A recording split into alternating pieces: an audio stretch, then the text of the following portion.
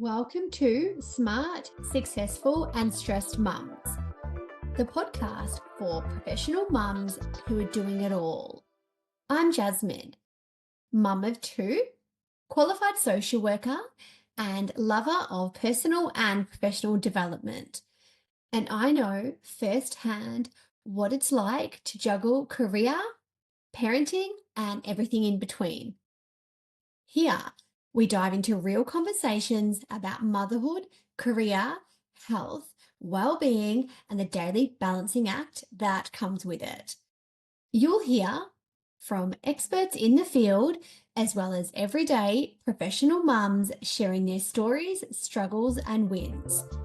So grab your favorite hot drink or reheat the one you forgot about, and let's get into it.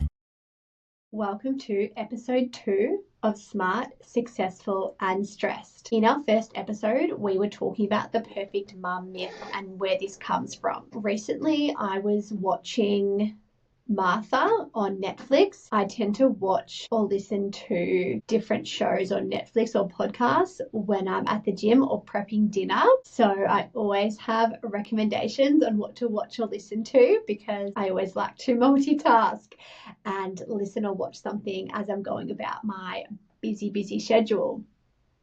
So in Martha, and a spoiler alert if you haven't seen it, but Martha really takes you behind the scenes in how Martha Stewart created her brand.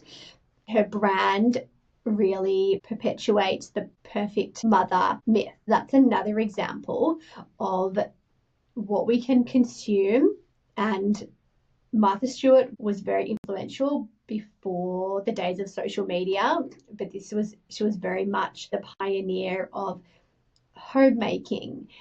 And I learned from watching the documentary that she's a very savvy businesswoman. I didn't know all that about her past, her history.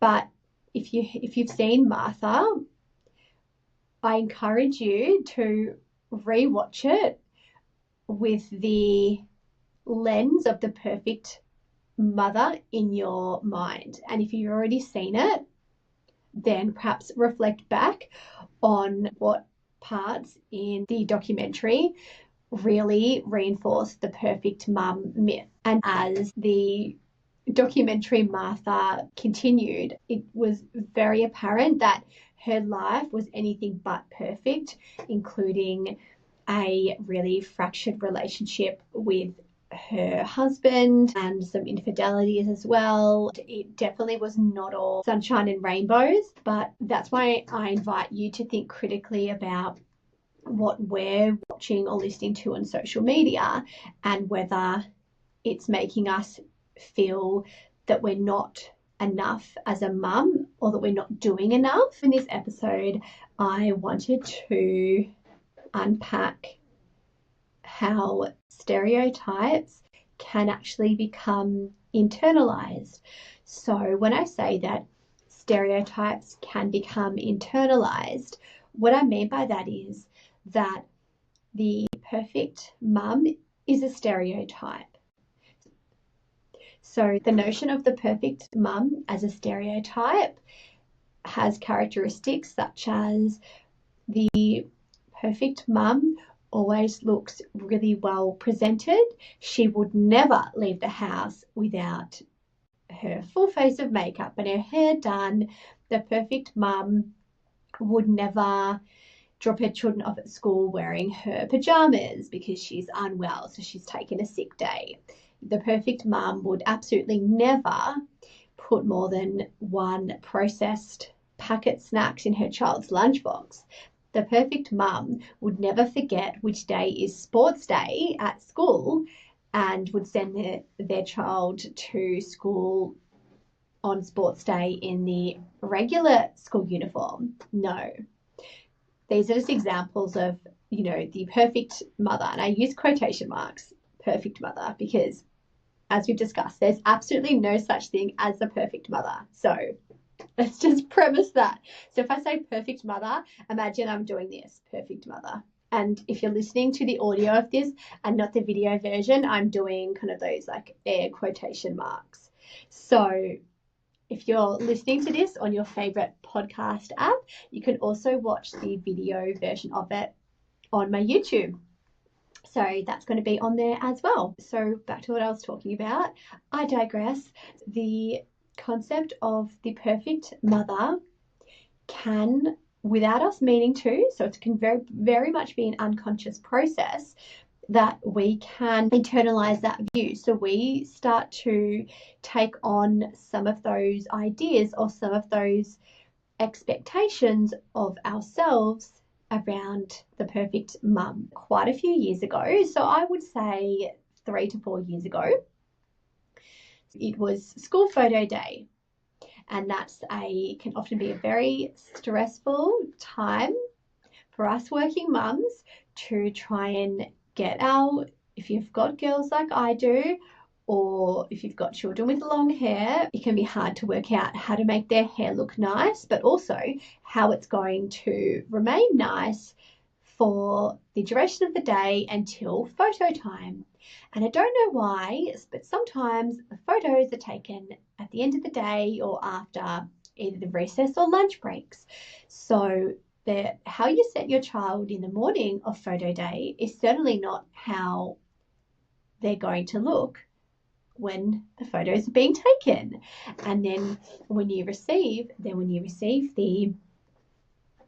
the school photos and your child's hair looks like a train wreck, then you wonder why all the fuss in the first place and why you really bothered to take all that time to make their hair look so nice when they end up looking like they just rolled out of bed and presented at school for the photos. But about 3 to 4 years ago, it was school photo day. And although I had received adequate notice from the school, I had totally forgot that it was school photo day. So she went to school with just a standard ponytail, but it was a bit of a messy pony. I still remember the very first thing my daughter said to me when I came home from work, as soon as I walked through the door that evening after work, after having such a long day. She said, "Mum, it was school photos today. Didn't do my hair." And she's like, "Ah!" I felt so awful. And it ended up being a beautiful photo of her. She looked so gorgeous.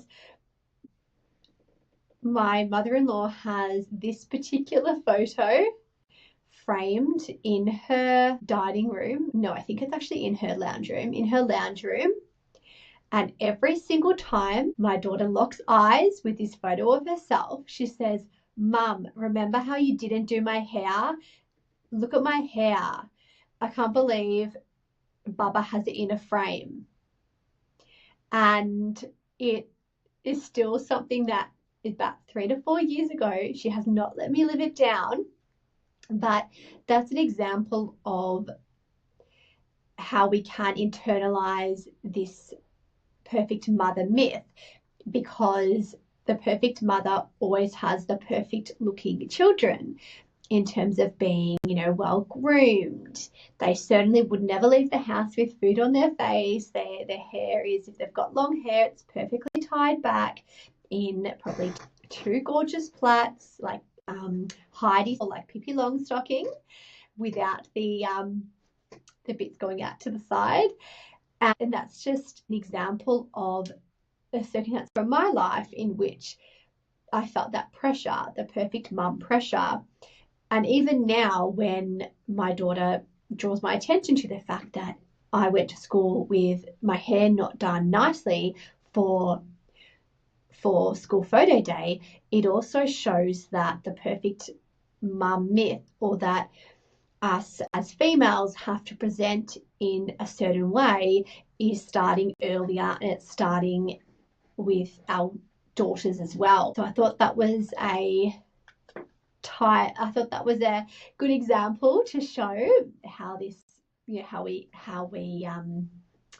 how this shows up in our lives. In this episode, we've spoken further about the perfect mum myth and some of the ways in which we can internalize the perfect mum myth. And I use the example of me sending my daughter to school with less than perfect hair on school photo day as an example of where the perfect mum myth was very much internalized in my own life. Send me a DM or an email and let me know some of the ways in which you've been internalizing the perfect mum myth. I would love to hear from you. Thank you so much for listening to the Smart, Successful and Stressed podcast. Bye for now.